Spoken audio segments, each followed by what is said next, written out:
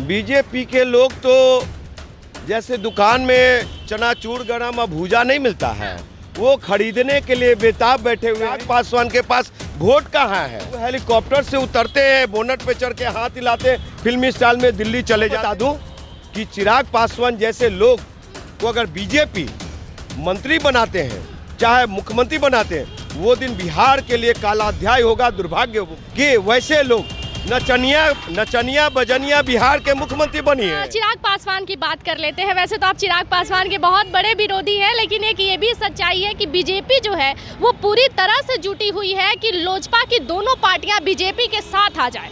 हालांकि पारस ने ये कह दिया है कि चिराग पासवान के बीजेपी में शामिल होने से कोई दिक्कत नहीं है। ये बयान जो है वो पारस का है, इसको लेकर क्या कहेंगे? बीजेपी के लोग तो जैसे दुकान में चनाचूर गरम और भूजा नहीं मिलता है, वो खरीदने के लिए बेताब बैठे हुए हैं। चिराग पासवान के पास वोट कहाँ है?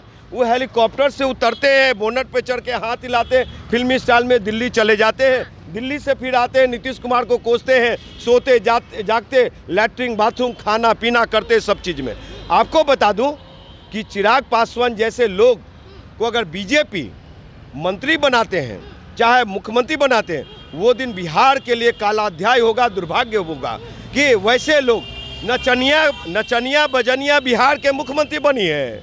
हाँ, कि जमीन के बेटा गुदरी के लाल इंजीनियर राजकुमार पासवान जैसे लोग बनेगा, समझे? वो मलाई खाने, उनका क्या पहचान है? स्वर्गीय रामविलास पासवान जी का पुत्र है, चांदी का चम्मच लेके पैदा हुए हैं। हम लोग तो टीन के चम्मच लेके पैदा होने वाले हैं, गुदरी में रहने वाले हैं। वो तो किसी गरीब के घर मछली भी खा लेते तो 5 दिन तक पेट खराब रहता है उनका, चिराग जी का, समझे? चापाकल का पानी नहीं पचता है साहब। तो ऐसे लोग बिहार की बात करेगा, और उनका बिहार फर्स्ट, बिहारी फर्स्ट नहीं है, चिराग फर्स्ट, बाहुबली फर्स्ट, और कहते हैं चिराग फर्स्ट, परिवार फर्स्ट है, ये कोई फर्स्ट नहीं। अच्छा, आप ऐसे बोल रहे हैं, लेकिन चिराग पासवान को तो दलितों का बहुत बड़ा नेता माना जाता है कि वो गरीबों के मसीहा है। उनके पिताजी जब दलितों के बड़ा नेता नहीं बन पाए, तो चिराग पासवान कहाँ से बन पाएंगे? दलितों के नेता थे डॉक्टर BR अम्बेडकर, दलितों के नेता थे काशीराम, दलितों के नेता थे बहन मायावती, समझे? अब बिहार में दलितों का नेता के रूप में कोई उभर रहा है, उसका नाम इंजीनियर राजकुमार पासवान है। ये चिराग पासवान कहीं नहीं है। वो जो भीड़ देख रही है ना, वो 300-300 रुपया वाला भीड़ है।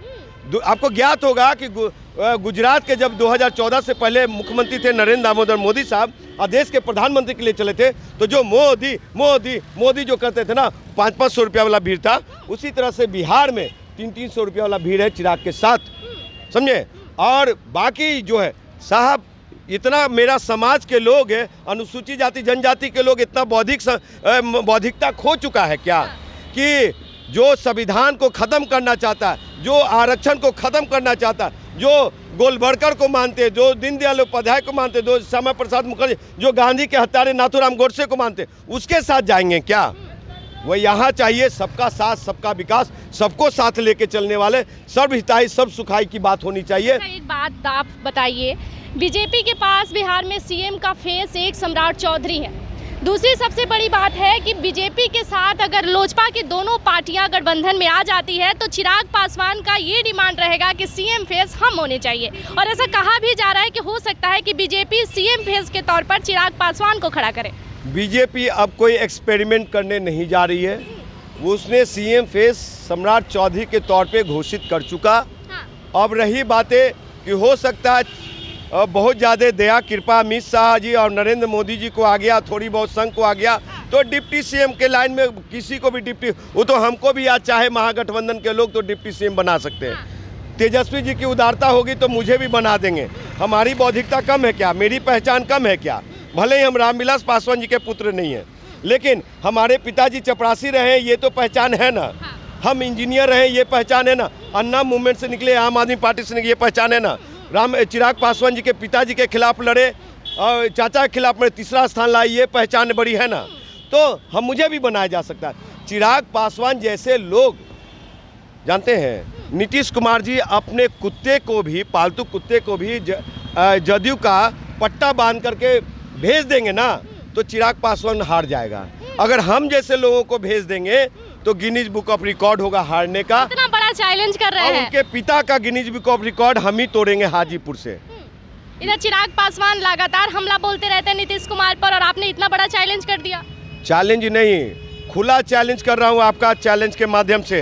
वो अभी अभी जमुई छोड़ रहे हैं, तो जमुई से वो हार मान चुके हैं और फाइनली हारने के लिए सर्टिफिकेट लेकर के घर में बैठने पंजाब जाने के लिए वो तैयार है। हाजीपुर से चुनाव लड़ने के लिए वहाँ हम हराएंगे।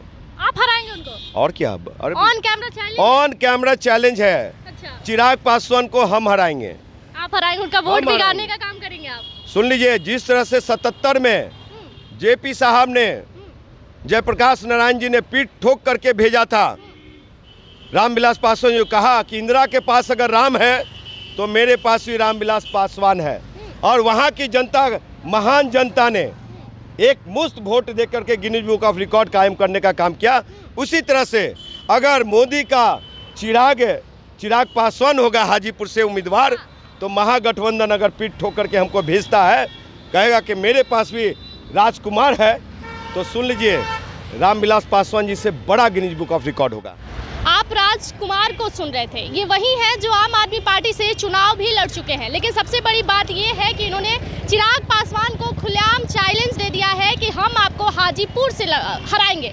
लेकिन सबसे बड़ी बात ये है कि कौन किस पर हावी होगा ये तो चुनाव नजदीक आने के बाद पता चल जाएगा। लेकिन फिलहाल चिराग पासवान के लिए और बिहार के तमाम राजनीतिक मुद्दाओं पर हमने बात किया है। आपको ये खबर कैसा लगा कमेंट बॉक्स में जरूर बताइएगा। धन्यवाद। ऐसी तमाम बड़ी खबरों को देखने और सुनने के लिए बने रहिएगा हमारे साथ।